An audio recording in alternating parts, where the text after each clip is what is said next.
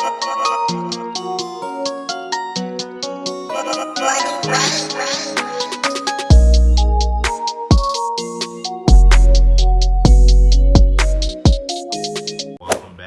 back. This is part 2 of our Valentine's Day segment. Today we are going to review a place in Tennessee, in Nashville, Gino Pizza. Chicago style pizza.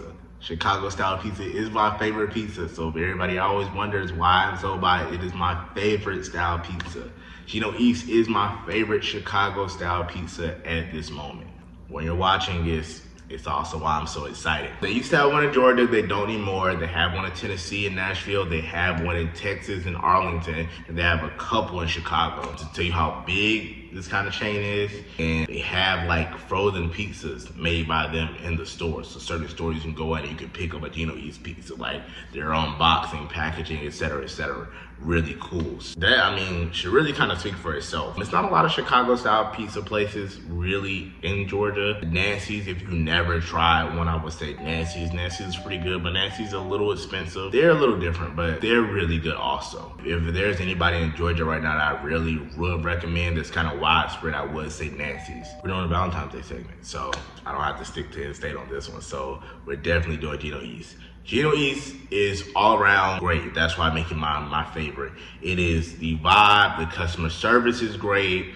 It is very modern at most of them that you go to. It is a modern type of feel, look, vibe inside, and their process is a little different. So their crust is a little darker, it's a little bit more rounder. It still is great. They have great spinach dip. Favorite appetizer is spinach dip. They have a great spinach dip, and it's very hard to find places nowadays that have good spinach dip. Usually everybody kind of has kind of the same type of taste, same type of stuff. Or you get something that's really natural and earthy, which is nothing wrong with that. You get like a lot of actual spinach, a lot of actual artichoke, but not a lot of cheese kind of in it. But Gino's does a great job with making theirs, and it seems, well, doesn't seem, I know it's made in house, so that's also really cool. Cons will be the price. Chicago pizza is not cheap. It is going to range anywhere from $15 to $30 for a large. And another con would be time. You are not going to sit in a Chicago pizza place and say, okay, I'm going to order it and the pizza will be here in 15 minutes. 9 times out of 10, you are going to have a significant wait. For us that are not used to, us living in the South and Papa John's is our thing. It's not out of the ordinary to wait 15 plus minutes, just for one pizza. But it's definitely worth it. So those are the only 2 cons I can really find. I guess the third con would be it's out of state now, so I guess that's a con also. I love the vibe. I love Chicago pizza. If you never had Chicago pizza, like I said, you're missing out. Best way to describe a Chicago pizza is like a pie, as they would call it, and definitely inside out pizza. So you have the crust. It is really big, really thick crust. I don't know if it's fried or what. I don't, it's just, it's never too hard, but it's not too soft either. And the crust is good. So a lot of things on regular pizza, it's like, the crust is kind of hit or miss. Chicago style crust is usually great because it makes up most of the pizza. Well, it makes up a good portion of a pizza. So the crust is top tier most of the time, and it is really good. Then you have your big layer of mozzarella in the middle, and then you have your sauce on the top, which is why most people look at it and say, oh, it must not be good. It doesn't look appealing to the naked eye for most of them are used to a regular pizza, regular style pizza. But once you try it, you don't go back. It is amazing. It is one of those things where you think, oh, you look at it and you say, when you get it, oh, it's just small. It's heavy. I mean, if you get a box shot, it's really heavy. It feels like a big pie. It's not the widest thing in the world. It's not like your large from Papa John's or a New York style pizza or something like that. It's not that wide. So you say, oh, I didn't get my money's worth. But when you start eating and you get into that first slice, and you're full, you would definitely understand. I mean, for a normal person, it would take you 2 to 3 days, and that's every meal you're gonna have if you just order a large for yourself.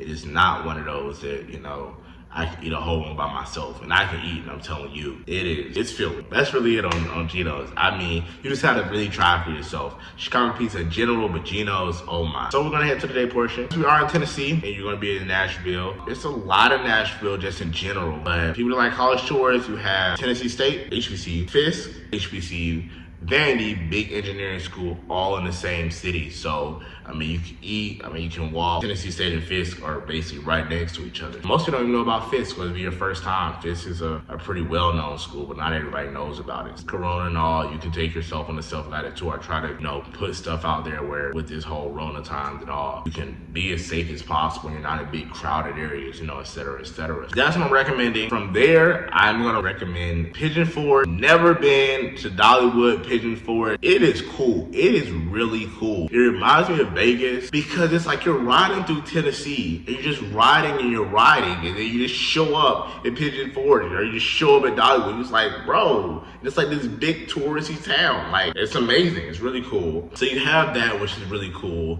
And then from there, you have not too far away, obergatlinburg, I think is how you say it. If you look it up, just look up snowboarding Tennessee, it'll come up. It's amazing. It's snowboarding. I mean, so you can snowboard and ski like on the mountain. So you go up there, they have like snow and all. Like, it's not no little mountain. It's a big mountain and there's a lot of snow. Like, they have ski lift. It's cool. So I mean, it's definitely one of those things where you can go. It's not too expensive either. But you can ride up the mountain and you can park and you go ski and snowboard. A lot of people don't have the money to say, hey, let's go to Colorado or somewhere and go skiing or snowboarding, and just take that trip. But here's a couple hours away. It doesn't cost much. You don't have to buy your own snowboard or anything. They'll rent the stuff out to you. You're basically just bringing yourself.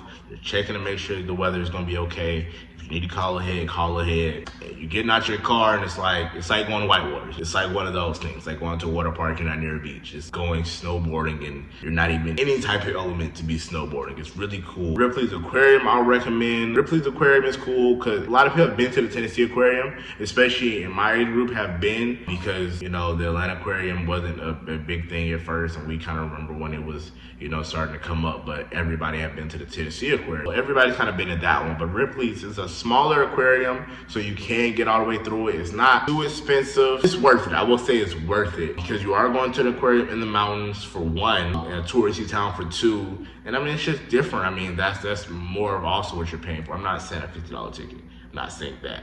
I think the ticket was like maybe $30 or something like that. It's smaller, but you still have something that you can get through 45 minutes to an hour, and you see a good amount of sea life, sea life, I guess you would say. I think you would say sea life. Yeah, sea life. You have the sky lift, which basically takes you up to the sky bridge. The sky bridge is expensive. It is drastically overpriced. It is, if you've ever seen Shrek, you remember they was running away from the dragon and they was trying to get out the little castle and all, they had to run across the bridge. That is what it reminds you of, because it is literally going over the top of a city. Literally. I mean, it's very sturdy, et cetera, et cetera. I mean, it's a very modern day bridge, but I mean, that's what it kind of looks like. That's what it reminds you of, and that's the scary part of it. It's like $50 a person though, so it is mad expensive for something like 50. I think that includes the lift to get up there. So you go from the bottom of the town, you take the lift up, and then you can walk across the bridge as many times as basically you want to. It's a cool attraction. It does have a lot of people there, but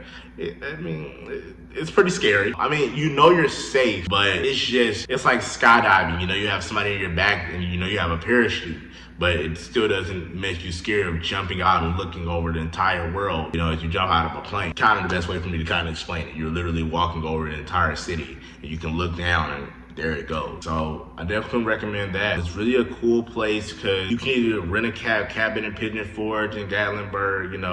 You can always do that. You can go to the Gatlinburg forest or whatever if you like to hike and all. I'm not really a big hiker, so I haven't done it, but I know you can. It's a lot of forests out there. I mean, just riding by. Staying wise, you can always stay in Gatlinburg or Pigeon Forge, that area. You can always get a cabin, so you can do it as a group trip, or it's just y'all, just solo. You can always get a cabin up there. Or you can go stay in Nashville if you want to stay in the city. You can stay at a Hilton or something like that, or some nice hotel. I mean, it's a weekend trip. It's really a day trip you can kind of make if you wake up. It's only 3 hours or something like that. So overnight you can stay at a pretty nice hotel because it's only gonna be really for one night, unless you want to do the whole weekend. But you can do it in a day. The drive is amazing. Most people have never driven through the mountain. If you have a manual, I will definitely tell you. If you can drive stick, I will definitely tell you, take it. It's just amazing. It is one of those where if you're in the day, you're driving, I would say take your manual if it's during the day. How hard will it be in your car? I mean, it probably will be a little taxing, but turn off the AC, man. If you find a beautiful day, let the windows down and just drive.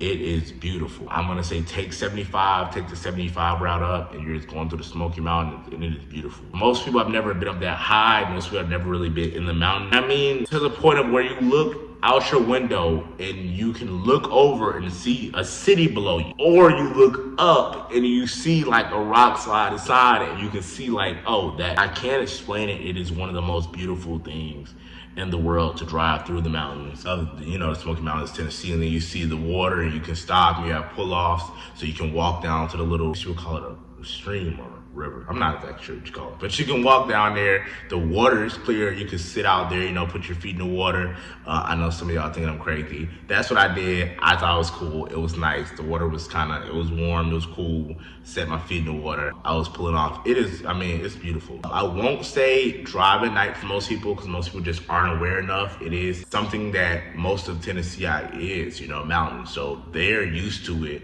but people that aren't from there aren't used to it. So they're thinking, oh, well, I can drive like I'm driving down 75. And no, it's a lot of curves. There aren't many rails and there are no lights. If you've ever been to mountains, which most people haven't, it's pitch black. It is pitch black dark.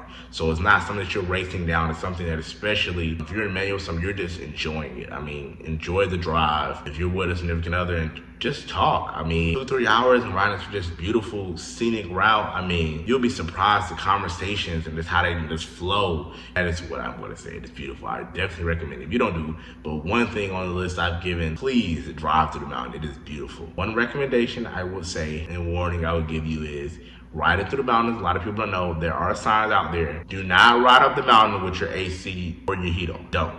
Most of your people's standard radiators and stuff aren't meant to handle the amount of stress that you're putting in your car. So the thing about you're going higher elevation, thinner air, etc., etc. It's a lot behind it, but you will crack it. So that is why I say if you find a good day, just let the windows down and just drive. Especially if you're in the summer, oh my, it can be 100 degrees at the bottom, but you gotta remember you're going up and you're moving into the clouds, so you have the humidity, and it is, the air is cool. It's cool. It's just beautiful. That's enough of my rant for today. My name is Elias Walker. This is Diverse Cravings. I'll see you guys next time.